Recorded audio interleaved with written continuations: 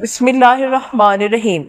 کبھی کبھار ایسا ہوتا ہے کہ آپ کو اپنی خواہشات کا ملنا جیسے ناممکن لگ رہا ہوتا ہے۔ تو پتہ ہے تب آپ نے خود کو کیا کہنا ہے؟ میرے پاس تہجد ہے، مجھے جو بھی چاہیے تہجد لگا کر مجھے لازمی مل جائے گا۔ جب میں دعا کے بعد سجدے میں ٹھہر گئی، پتہ ہے 2 سال تک تہجد پڑھنے کے باوجود میری زندگی میں کچھ نہیں بدلا۔ وہی آنسو، وہی دعائیں، اور ہر صبح ویسے ہی جیسے کچھ بھی تبدیل نہ ہوا ہو۔ پھر میں نے ایک ایسی بات پڑھی جس کی مجھے توقع نہیں تھی۔ وہ یہ نہیں تھی کہ زیادہ دیر نماز پڑھو یا زیادہ رو کر دعا مانگو۔ وہ ایک ایسی چیز کے بارے میں تھی جو میں نے سجدے اور جائے نماز پر کبھی نہیں کی تھی۔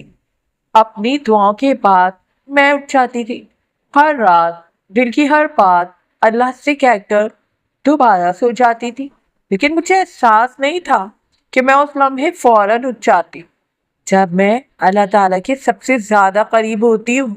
مجھے جو بات یاد دلائی گئی وہ یہ تھی، تم اللہ کے سب سے زیادہ قرب والے لمحے کو استعمال تو کر رہی ہو، وہ لمحہ جس کے بارے میں نبی پاک صلی اللہ علیہ وآلہ وسلم نے فرمایا کہ بندہ اپنے رب کے سب سے زیادہ قریب سجدے میں ہوتا ہے، لیکن تم اپنی درخواست پیش کرتے ہی وہاں سے چلے جاتے ہو۔ میں سجدے سے چند لمحوں میں اٹھ جاتی تھی، پھر حیران ہوتی تھی کہ میرے اندر یا میری زندگی میں کچھ مختلف کیوں محسوس نہیں ہوتا۔ پھر میں رکی، مزید الفاظ کہنے کے لیے نہیں بلکہ اللہ کے حضور ٹھہرنے کے لیے۔ بندہ اپنے رب کے سب سے زیادہ قریب اس وقت ہوتا ہے جب وہ سجدے میں ہو۔ مسلم۔ دعاؤں کے بعد میں سجدے میں رکی رہی، نہ کوئی بات، نہ کوئی درخواست، بس اللہ کی حضوری کا احساس۔ یا قریبو یا مجیبو، اے بہت قریب ہونے والے، اے دعاؤں کو قبول کرنے والے، بس اتنا ہی کہتی اور اپنے رب کی قربت کو محسوس کرتی گئی۔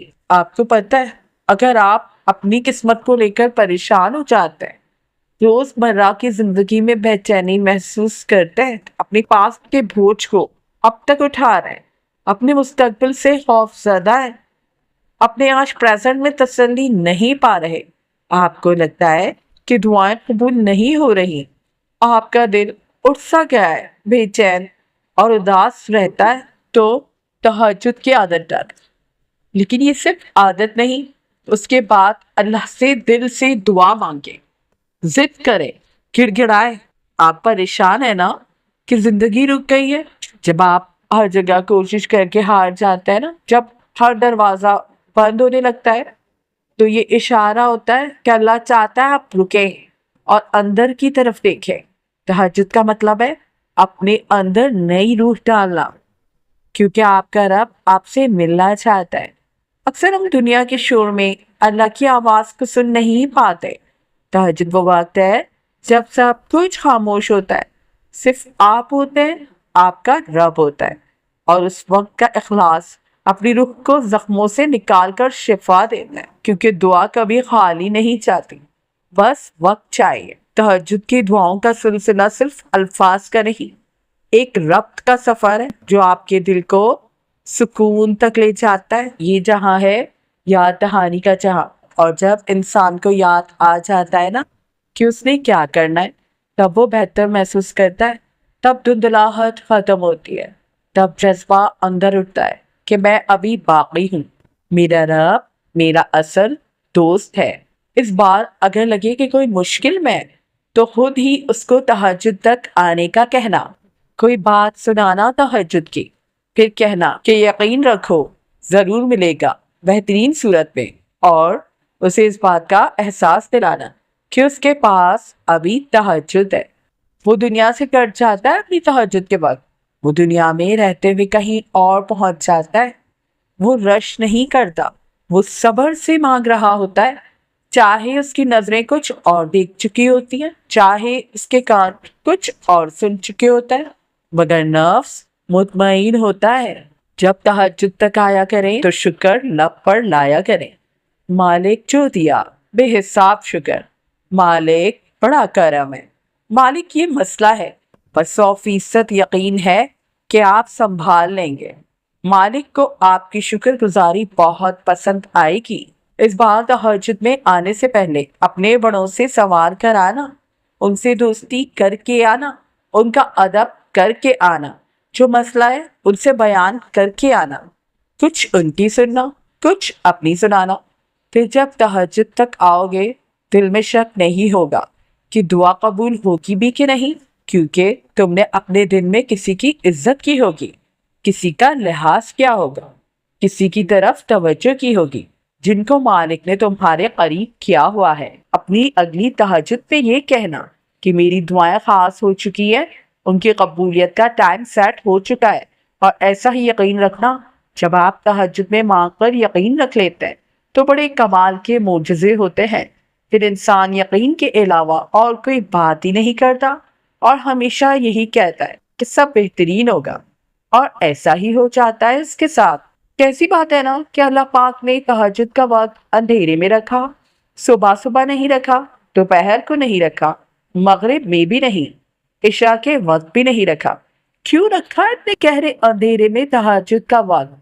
اندھیرے میں ہم خاموش ہو جاتے ہیں، اور خاموشی میں مانگی دعائیں رٹی بھی نہیں ہوتی، وہ دل سے نکل رہی ہوتی ہیں صاف جذبات سمیٹ کر، اور ہمارے دل سے نکلی دعائیں مالک کے لیے خاص ہو جاتی ہیں۔ اور جب ہماری کوئی دعا مالک کے لیے خاص بن جائے تو اس کی قبولیت کا وقت سیٹ ہو جاتا ہے۔ بس اپنے مالک سے مانگنے کی عادت ڈال لیں۔ ہاں، آپ بہت خوددار ہوں گے دنیا والوں کے آگے، پر یہ عادت صرف دنیا والوں کے آگے تک ہی رکھنی ہوتی ہے۔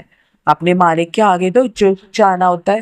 اپنے مالک کو تو ایک مجبوری بتانی ہوتی ہے، اپنے مالک کو تو اپنی ساری خواہشات کی لسٹ بتانی ہوتی ہے۔ یار، اپنے مالک سے نہیں مانگنا تو اور کس سے مانگنا ہے؟ مالک کو نہ سب کچھ بتائیں تو کیا فائدہ؟ سورہ کہف کی آیت نمبر 10۔ اس دعا نے مجھے تہجد کے وقت بتایا تھا کہ یہ دعا کون ہے، کیا بلندیاں ہیں اس کی۔ اس دعا کے بعد ان کا وجود ہوتے ہوئے بھی کسی کے قبضے میں نہیں آ سکا، کسی کی چال ان پہ کام نہ کر سکی۔ پھر کیا حالات، کیا لوگ اور کیا زمانہ، مانگا جانا قبول ہونا تھا تو قبول ہونا تھا۔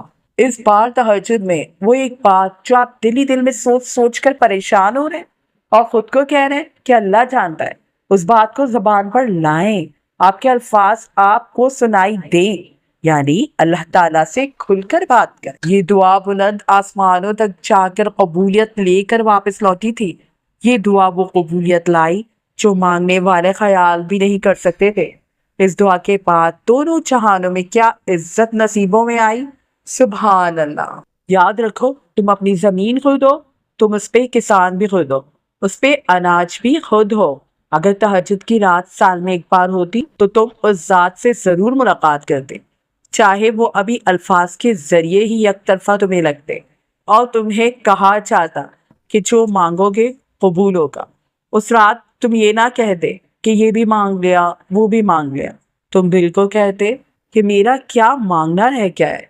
اگر کوئی تمہیں کہے کہ وہ سال کی ایک رات میں نہیں آتا، وہ مہینے کی ایک رات نہیں آتا، وہ ہفتے کی ایک رات نہیں آتا، وہ تمہاری زندگی کی ہر رات میں آتا ہے۔ کوئی ایک ہے جو آتا ہے رات میں، زبردست مدد ساتھ لیے، جو تم چاہتے ہو اسے قبول کرنے اسی وقت یا جس وقت وہ چاہے۔ پر تب تم کہاں ہوتے ہو جو تمہیں وہ سب ملے؟ تمہیں موجود ہونا چاہیے، تب تمہیں حاضر ہونا چاہیے، تب تمہاری زندگی میں جتنی بھی راتیں ابھی باقی ہیں، وہ ایک ایک رات تمہارے لیے پہلے آسمان پر آئے گا۔ وہ تمہارے لیے کچھ بھی کر سکتا ہے، وہ تمہارے لیے اپنی ہر تخلیق سے کہہ سکتا ہے کہ میرے بندے کے راستے کو صاف کرو۔ اگر تم نے کئی بار تہجد میں کچھ مانگا ہے، کئی بار آنسوؤں سے مانگا ہے، کئی بار کوشش کی ہے، تو تمہاری یہ کئی بار کی کوششیں لکھی جا رہی ہیں، سراہی جا رہی ہیں، اور جب وہاں اوپر عرش پہ کچھ پسند آ جائے تو سمندر اونچے کھڑے ہو جاتے ہیں آپ کے واسطے۔ بے جان زمین پہ رزق پھوٹ پڑتا ہے۔ آپ کیوں آ جاتے ہیں تہجد تک؟ کبھی کبھی ہی صحیح، یا روز 8 بلین لوگوں میں سے کچھ تو بات ہے کہ تہجد کی توفیق آپ کو مل رہی ہے۔ آخر کچھ تو ہے جو آپ کے لیے ممکن ہونا ہے۔ سارے لوگ اس کی دنیا میں تہجد نہیں پڑھتے، نہ پڑھ پاتے ہیں۔ اگر آپ تک تہجد آتی ہے تو یہ آپ کے وقت ہے کمال۔